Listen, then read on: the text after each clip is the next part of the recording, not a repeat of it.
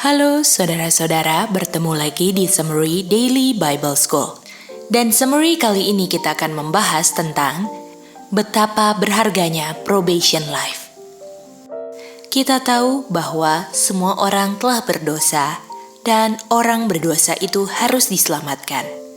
Dan ketika orang diselamatkan dari dosa dan upahnya. Langkah awal untuk diselamatkan, upah dosanya yaitu kematian kekal harus diamankan terlebih dahulu, baru diselamatkan manusia dari dosanya. Jadi, untuk orang yang diselamatkan, dia tidak mati kekal dan tidak berdosa. Jadi untuk kamu tidak mati kekal, kamu harus buktikan bahwa kamu tidak berdosa supaya kamu tidak mati kekal. Tetapi sekarang ada permasalahannya. Di kehidupan yang sekarang, manusia tidak bisa berhenti berdosa. Kalau saya tidak bisa berhenti berdosa, bagaimana saya bisa menerima kehidupan kekal? Jadi, ketika kematian kekal saya diamankan, saya diberikan kehidupan sementara. Dan kehidupan sementara itulah yang saya gunakan untuk menurut dan baru saya mendapatkan kehidupan kekal. Jadi, kehidupan sementara atau kehidupan probation yang kita jalani itu hasil dari diamankan upah dosa. Dan ini bukan artinya saya sudah menikmati kehidupan kekal. Jadi, orang yang selamat adalah orang yang tidak mati kekal. Orang yang selamat itu bebas dari kematian kekal, karena kematian kekalnya sudah dibayar oleh Tuhan Yesus.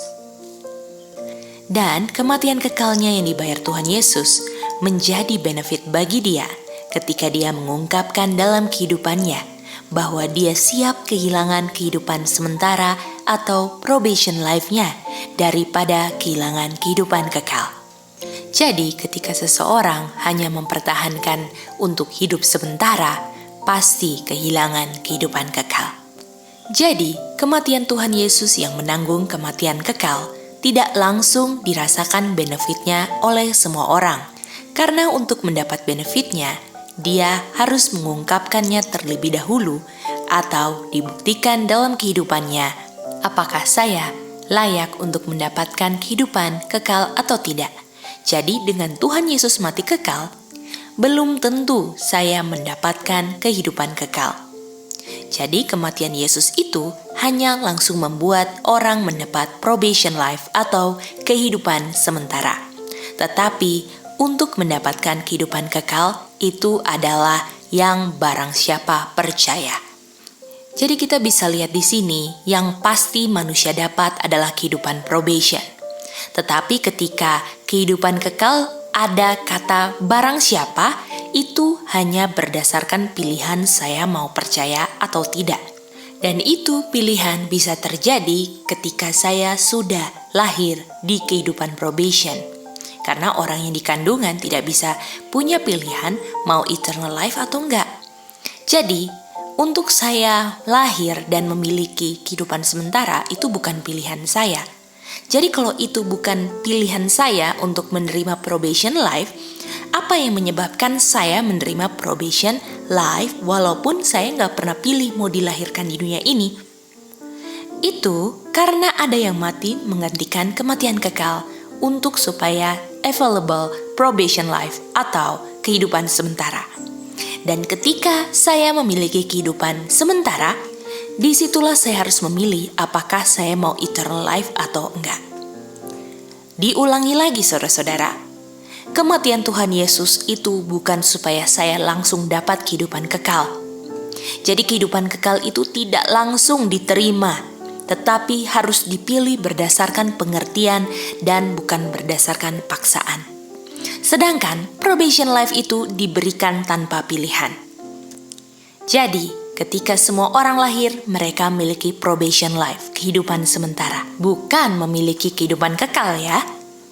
Dan suatu pengertian yang salah ketika saya bilang, oh saya sudah lahir dan sudah berada di Advent sejak kecil, atau berada di denominasi tertentu, atau saya sudah dibaptis, itulah eternal life. Itu salahnya bukan main. Lahir dan sudah dibaptis, itu bukan kehidupan kekal. Kalau saya langsung mendapatkan kehidupan kekal, Artinya nggak perlu di Yohanes 3 ayat 16 ada kata barang siapa percaya mendapat kehidupan kekal. Jadi kita tahu ini doktrin asal-usulnya dari setan. Artinya inilah caranya untuk buat orang hilang. Karena ini yang menganjurkan setan. Jadi kalau kita percaya ide, kalau saya di denominasi tertentu, saya sudah dibaptis, dan lain-lain, itu adalah idenya setan yang akan menghilangkan saya. Apa kesimpulannya? Dengan Tuhan Yesus mati, dia mengamankan kematian kekal, lalu saya dapat probation life untuk ada kemungkinan dapat kehidupan kekal. Dan kemungkinan untuk mendapatkan kehidupan kekal itu ditentukan oleh manusia itu sendiri. Jadi yang paling penting adalah kita mengerti apa itu probation life. Kalau kita tidak mengerti itu sangatlah mengerikan. Karena banyak orang yang takut kehilangan kehidupan probation. Pertanyaannya yang kita mau kejar, kehidupan kekal atau kehidupan sementara? Padahal probation life itu untuk mempertahankan kehidupan kekal. Jadi kalau orang yang hidup hanya untuk mempertahankan kehidupan sementaranya, artinya orang itu tidak mengerti kehidupan probation. Jadi bagian daripada rencana keselamatan yang ada kerjasamanya dengan saya adalah kehidupan sementara saya. Disitulah saya ambil andil untuk mendapatkan kehidupan kekal. Sementara untuk mendapatkan kehidupan sementara atau probation life, saya tidak ada andil apapun.